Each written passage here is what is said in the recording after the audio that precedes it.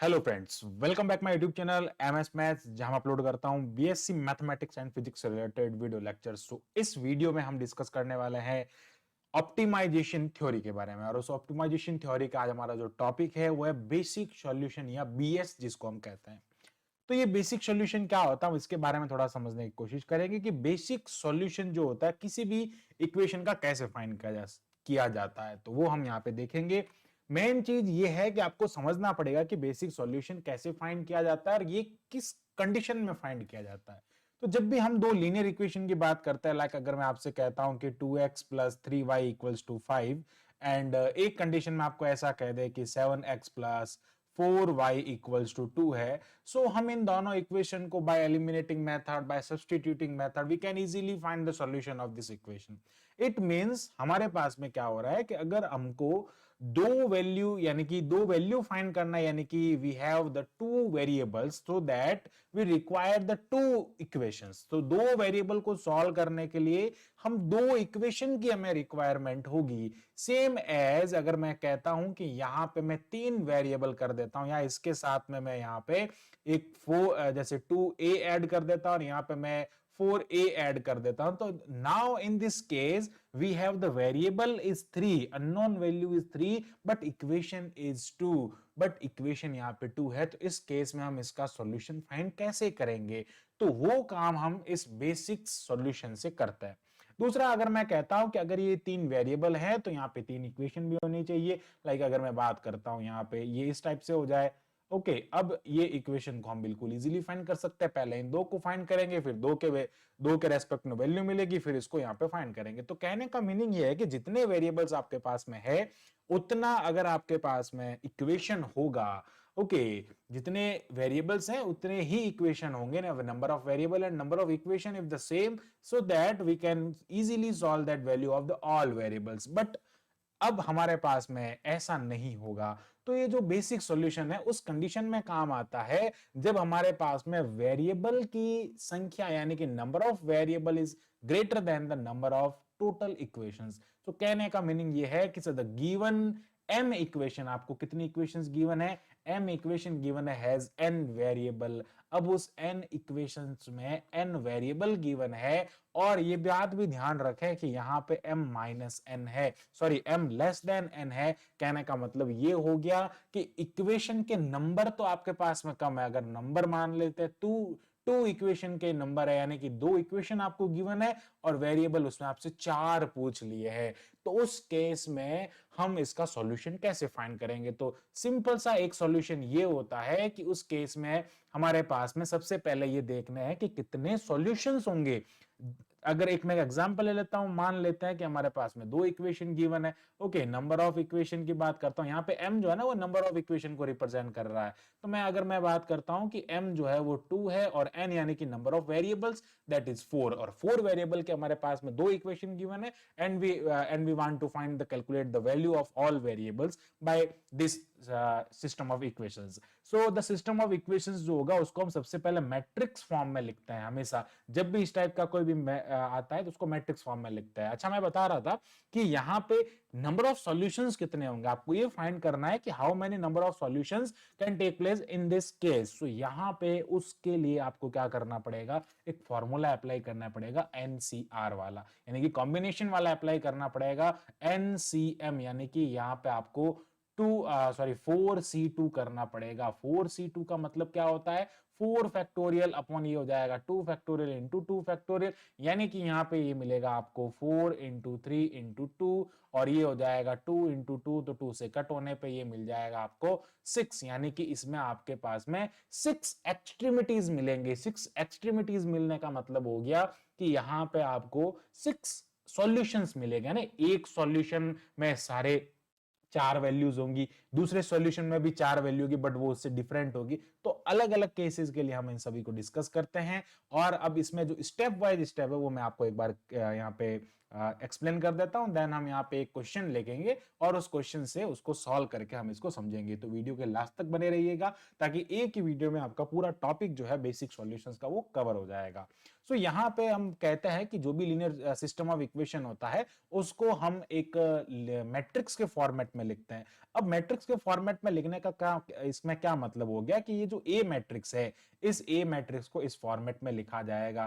कहने का मतलब ये हो गया कि आपके पास में ए एक ऐसी मैट्रिक्स होगी जो कि एक इस टाइप से ना, जैसे मान लीजिए आपके पास में दो गिवन है तो अगर दो इक्वेशन गिवन है तो उन सारे इक्वेशन का कॉफिशिएंट लिखना है। लाइक अगर मैं ए एक्स वन प्लस कह देता हूं बी एक्स टू प्लस ये हो गया three X three, okay sorry B X three या सी एक्स थ्री लिख देते हैं ना, और यहाँ पे मैं लिख रहा हूँ ए एक्स यहाँ वाई वन हो जाएगा प्लस ये हो जाएगा, ओके यहाँ पे लिख देते हैं जैसे P x one plus Q x two plus ये हो जाएगा आर एक्स थ्री। तो यहाँ पे वेरिएबल्स आपके पास में तीन गिवन है तो इनके कॉफिशिएंट को यहाँ लिखेंगे तो A B C P Q and R हमने यहाँ पे लिख दिया है। तो ये वैल्यूज क्या आ रही है इनकी कॉफिशिएंट की। दूसरा यहाँ पे हम क्या कहेंगे कि इनके जो भी वेरिएबल्स है उनको हम यहाँ पे कॉलम मैट्रिक्स में लिखते हैं। तो वेरिएबल्स यहाँ पे क्या हो जाएंगे, यहाँ पे x1 okay x1 x2 x3 इनके वेरिएबल्स हो जाएंगे। तो इस टाइप से हम इनको यहाँ पे एक मैट्रिक्स के सिस्टम में लिखते हैं। ओके यहाँ पे ये होगा P Q and R, okay small R लिख देते हैं, कोई नहीं, यहाँ पे हम स्मॉल पी स्मॉल क्यू ले रहे हैं तो यहाँ पे भी हम स्मॉल आर लिख देंगे। तो ये हम ऐसी इक्वेशन एक लेट करेंगे। अभी हम पूरा एक एग्जांपल से इसको समझने की कोशिश करेंगे। एंड देन बी जो होगा वो क्या हो जाएगा, उसका एक कांस्टेंट जो आपके पास में राइट हैंड साइड में जो मैट्रिक्स गिवन है वो क्या हो जाएगा, उसके लिए बी हो जाएगा। यानी कि यहाँ पे अगर मैं बी की वैल्यू को पुट करता हूं तो बी जैसे यहाँ पे मैं कह देता हूँ लाइक यहाँ पे हम लिख देंगे बी की वैल्यू z1 और यहाँ पे आ जाएगा z2। सो यार ये लिखे देंगे हम z1 और यहाँ आ जाएगा z2। तो ये क्या हो रहा है, एक मैट्रिक्स का सिस्टम बन रहा है। और आप जब इसको सिंप्लीफाई करेंगे ना यार, इनको मल्टीप्लाई करेंगे, इसको इसके इक्वल रखेंगे तो आपको वही चीज मिलनी है। तो हमने लिखा यहाँ पे ए जो है वो क्या है, matrix of coefficient of equation. जो इक्वेशन है उनमें वेरिएबल्स के कॉफिशिएंट का मैट्रिक्स है। दूसरा यहाँ पे हमने कहा x that is the matrix of a variable and then तीसरा है मैट्रिक्स ऑफ कांस्टेंट। तो ये चीज यहाँ आपको ध्यान रखना है। टोटल नंबर ऑफ जो सॉल्यूशंस होंगे वो इस फॉर्मूले से हम फाइंड करेंगे। n जो होगा वो ऑलवेज m से ग्रेटर देन होगा, यानी कि नंबर ऑफ वेरिएबल्स अगर मैं बात करता हूं इसमें 3 है, वो ग्रेटर देन है number of total given equation यानी कि 2 से। अब बात आता है इसमें कि हम यहाँ पे जब वैल्यू पुट करेंगे इसकी तो उसको फाइंड कैसे करेंगे। देखो फाइंड कैसे करना, अगर आपके पास में तीन variable x1 x2 x3 given है तो आप क्या करेंगे, यहाँ पे सबसे पहले n माइनस एम करेंगे। तो n माइनस एम मतलब 3 माइनस 2 हो गया। अब 3 माइनस 2 करने का मतलब हो गया 1। अब 1 के रेस्पेक्ट में आपको क्या करना है, एक सब मैट्रिक्स बनाना है। 1 के रेस्पेक्ट में सब मैट्रिक्स कैसे बनाना है कि एक कॉलम को आपको हर बार जीरो करना है। यानी कि इसके सॉल्यूशन की मैं बात करता हूं 3 और 2 के केस में इसका सॉल्यूशन जो आएगा वो 3 फैक्टोरियल अपॉन ये हो जाएगा 2 फैक्टोरियल इंटू 1 फैक्टोरियल, यानी कि 3c2 करेंगे तो उसकी वैल्यू मिलेगी 3 इंटू 2 ओवर 2। तो ये आपको यहाँ पे 3 सॉल्यूशंस मिलेंगे। अब इसके सॉल्यूशंस कितने हो गए, इसके सॉल्यूशंस की अगर मैं बात करता हूं तो यहाँ पे आपको इसके सॉल्यूशन 3 मिल जाएंगे। तो जब 3 सॉल्यूशन यहाँ पे मिल रहे हैं तो क्या होगा उस केस में, यहाँ पे आपको 1 बाय 1 हर एक वेरिएबल को एक एक केस में जीरो पुट करना है। यानी कि एक बार हम x1 को जीरो पुट करेंगे, फिर हम x2 को जीरो पुट करेंगे, फिर हम x3 को जीरो पुट करेंगे। तो जिस वेरिएबल को जीरो पुट कर रहे हैं उस वाले कॉलम को हम हिडन कर देंगे, वहां से हटा देंगे, रिमूव कर देंगे। तो उस वाले जैसे मैं x3 को यहाँ पे अगर जीरो करता हूं तो ये वाला यहां से हट गया। तो अब जो पीछे मैट्रिक्स बचे उसको कहेंगे सब matrix with respect to x3, यानी कि x3 वेरिएबल के रेस्पेक्ट में उसकी एक सब मैट्रिक्स बन गई। और उस सब मैट्रिक्स का हम इनवर्स फाइंड करेंगे by with the help of formula of inverse, that is the adjoint of b upon the determinant of b, where determinant non zero होना चाहिए। तो उस केस में क्या होगा, हम उसका वैल्यू फाइंड करेंगे। बट एक चीज ध्यान ये रखना है कि आपको हर केस में एक वेरिएबल को जीरो करना है। अब एक वेरिएबल जीरो करने का मतलब कि यहाँ पे जितना आंसर आता है उसको जीरो करना। मान लीजिए यहाँ पे n की वैल्यू यानी कि वेरिएबल्स आपको 5 गिवन है और इक्वेशन यहाँ पे आपको 3 गिवन है। तो 5 माइनस 3 करेंगे तो 5 माइनस 3 करने पे सॉल्यूशन यहाँ पे आंसर 2 आ रहा है। मतलब यहाँ पे आपको क्या करना पड़ेगा, दो दो के जोड़े में लेना पड़ेगा। दो वेरिएबल को एक बार में जीरो करना पड़ेगा, फिर अगेन दो वेरिएबल। अब वो दो वेरिएबल बहुत सारे है ना, वो एक कॉम्बिनेशन में चलता है कि फर्स्ट कॉम्बिनेशन ये होगा, सेकंड कॉम्बिनेशन दूसरा होगा। तो वो सारी चीजें आपको जब क्वेश्चन करेंगे तब बिल्कुल इजीली क्लियर हो जाएगा। सो अब हम एक क्वेश्चन की तरफ बढ़ते हैं और क्वेश्चन करने का थोड़ा सा समझते हैं कि क्वेश्चन कैसे होगा।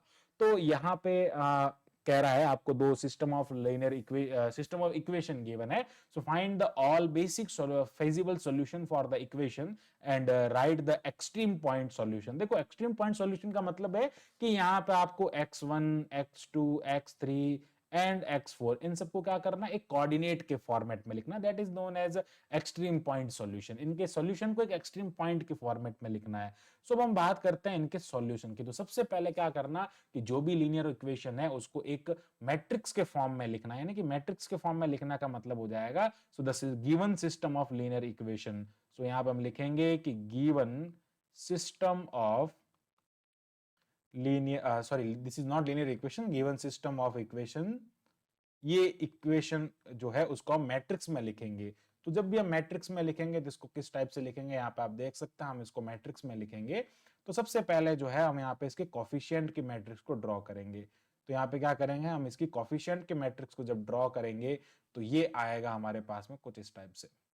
तो कॉफिशिएंट मतलब x1 का कॉफिशिएंट, x2 का कॉफिशिएंट, इन सबके कॉफिशिएंट। तो यहाँ पे आ जाएगा 2 6 2 एंड 1। एंड सिमिलरली यहाँ से नीचे x1 का कॉफिशिएंट 6 है, x2 का कॉफिशिएंट 4 है, फिर अगेन 4 है, फिर यहाँ से 6 है। अब क्या करेंगे हम, यहाँ पे जो इसमें वेरिएबल्स हैं उनकी अगर मैं मैट्रिक्स बनाऊं तो क्या बनेगी। तो यहाँ पे जो वेरिएबल्स हैं उनकी हम यहाँ पे क्या करते हैं, मैट्रिक्स बना देता है। तो वेरिएबल की मैट्रिक्स जो होगी वो एक कॉलम मैट्रिक्स होगी, ये चीज आप ध्यान रखें।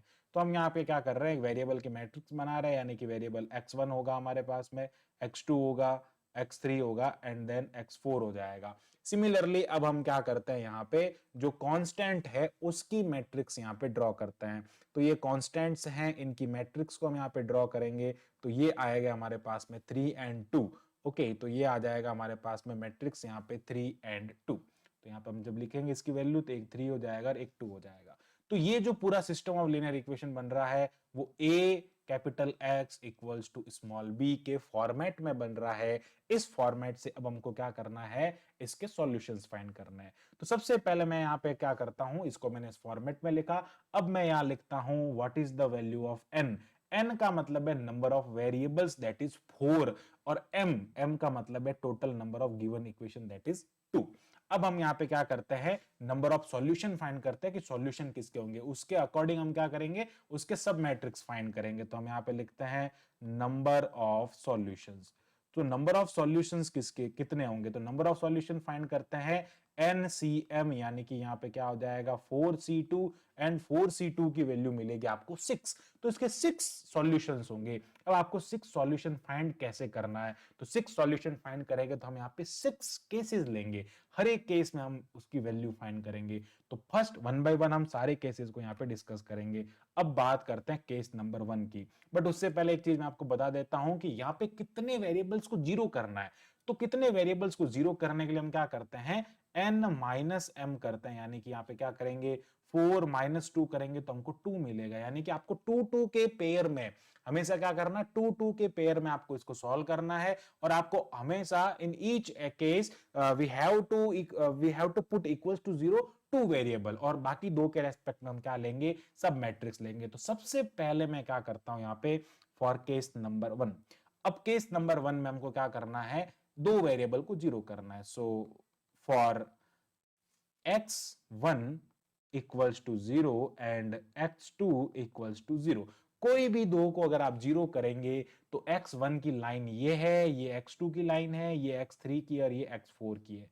तो जिस वाले वेरिएबल्स को अगर आप जीरो कर रहे हैं उस वाले कॉलम को हम क्या करेंगे, रिमूव कर देंगे। तो अब पीछे बची जो मैट्रिक्स होगी उसको हम उसका सब मैट्रिक्स कहेंगे। तो अब हम क्या करेंगे, इनको जब यहां से रिमूव कर देंगे तो यहाँ पे मैट्रिक्स जो बन रही है, इसको x1 एंड x2 को रिमूव करने पे यहाँ से जो मैट्रिक्स बनेगी वो मैट्रिक्स आएगी हमारे पास में 2 1 4 एंड ये हो जाएगा 6।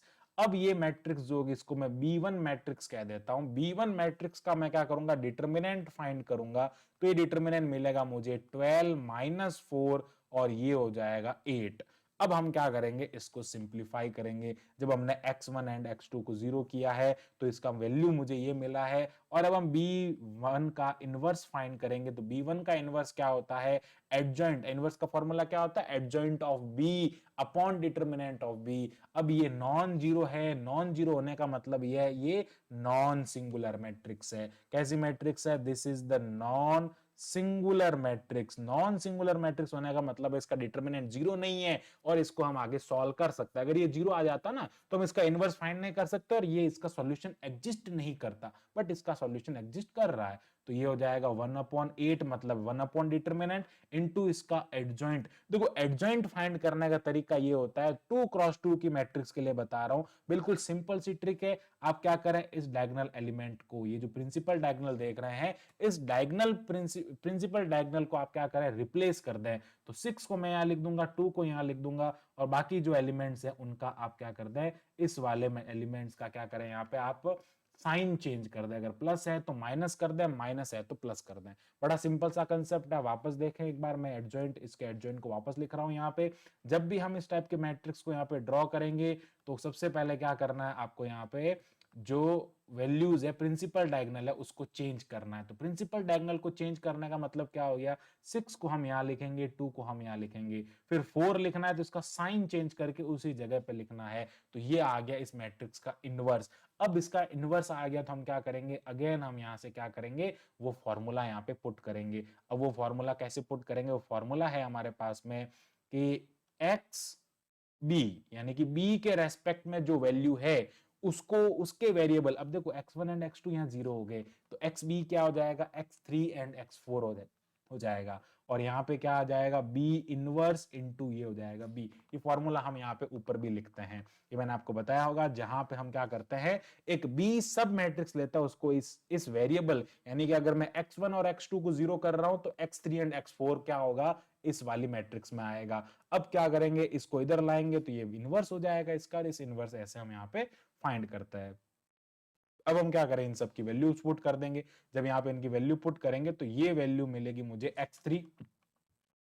ये जब हम यहाँ पे पुट करेंगे तो ये हो जाएगा x3 एंड x4, क्योंकि x1 एंड x2 को हम जीरो कर रहे हैं। और यहाँ पे इसकी वैल्यू को मैं अगर पुट करता हूं तो वो आएगी हमारे पास में 1/8 और ये हो जाएगा 6 माइनस 1 माइनस 4 एंड 2 हो जाएगा। एंड सिमिलरली b की जो वैल्यू वो हम यहाँ से लिखेंगे, ये जो है वो b हो जाएगा, b 3 एंड 2 हो जाएगा।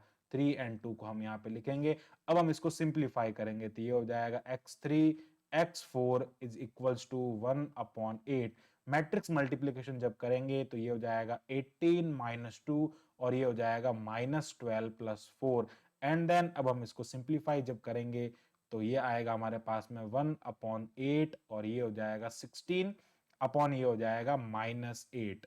सो दैट इसकी वैल्यू हमको मिलेगी 8 का डिवाइड करने पे 2 एंड -1। तो कहने का मीनिंग ये हो गया कि यहाँ पे आपके पास में x3 की वैल्यू 2 मिल रही है, x4 की वैल्यू -1 मिल रही है और x1 x2 0 है। तो इस केस में जो सॉल्यूशन आएगा वो 0,0,2, -1 इसका सॉल्यूशन होगा। ये अभी तक हमारे पास में ओनली एक सॉल्यूशन आया है।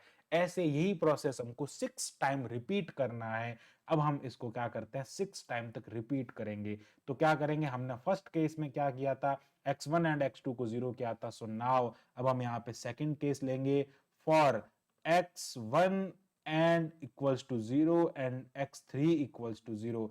या फिर हम क्या कर सकते हैं, x3 एंड x4 को ले लेते हैं। चलो यहाँ पे हम क्या करेंगे, पहले x1 x2 को लिया, अब हम x3 x4 को 0 ले लेंगे। तो यार जब x3 x4 को 0 लेंगे मतलब ये वाली रो नहीं, सॉरी ये वाला कॉलम नहीं लेंगे और ये वाला कॉलम नहीं लेंगे। तो अब हमारी मैट्रिक्स हो जाएगी 2 6 एंड 6 4। तो जो हमारी सब मैट्रिक्स बनेगी B2। अब हम उस सब मैट्रिक्स को यहाँ पे लिखते हैं। तो जो सब मैट्रिक्स यहाँ पे बन रही है B2 is equals to 2 6 and 6 4। अब हम क्या करेंगे, इसका डिटर्मिनेंट फाइंड करेंगे। तो B2 that is the 8 minus 36 and then ये आ जाएगा हमारे पास में यहाँ पे 28। ओके, माइनस ये हो जाएगा 28, मतलब ये नॉन जीरो है, नॉन सिंगुलर मैट्रिक्स है, इसलिए हम इसका इनवर्स फाइंड कर सकते हैं और इनवर्स आ जाएगा -1/28। और इसका एडजॉइंट कैसे फाइंड करते हैं, प्रिंसिपल डायगोनल को चेंज कर देंगे, बाकी जो एलिमेंट्स हैं उनके हम यहाँ पे साइन चेंज कर देंगे। ये 2x2 की मैट्रिक्स का एडजॉइंट फाइंड करने का तरीका, प्रिंसिपल डायगोनल जो है उसको उसके एलिमेंट को रिप्लेस कर देंगे, बाकी जो है उनका साइन चेंज करेंगे। अब अगेन हम क्या करेंगे, यहाँ पे b2 का इनवर्स लिखेंगे, उसके साथ में b लिखेंगे और यहाँ लिखेंगे xb।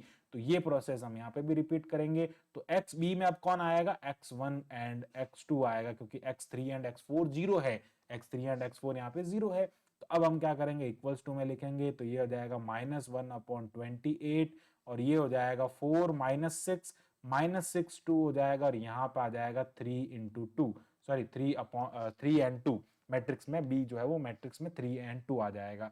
तो अब हम यहाँ पे इसको 0 ले रहे हैं तो 3 एंड 2 आएगा। जब हम इसको सिंप्लीफाई करेंगे तो x1 एंड x2 की जो वैल्यू आएगी वो आ जाएगा हमारे पास में 0 एंड यहाँ पे जब हम मल्टीप्लाई करेंगे ना तो ये आ जाएगा -1/28 और ये मिलेगा 12 - 12 यानी कि 0 हो जाएगा और ये हो जाएगा -14 इज इक्वल्स टू, यहाँ पे वैल्यू मिलेगी आपको 0 एंड 1/2।